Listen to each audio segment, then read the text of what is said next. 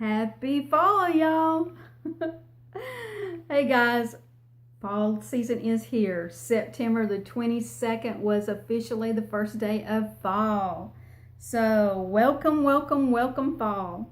Okay guys, those of you who know me know that I have had a holiday website for years and years and years, gonedapot.com, where I do research on all the national holidays and holidays from around the world.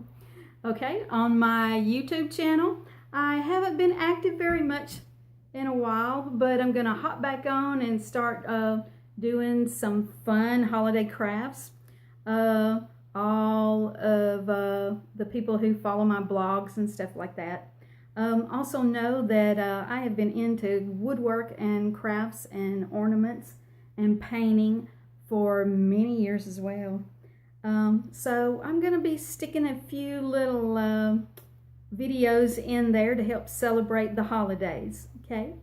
I do things like yard ornaments, I do things like painted signs, and I do large things like painted door hangers out of wood. There you go. So there's a few things that I'm going to show you.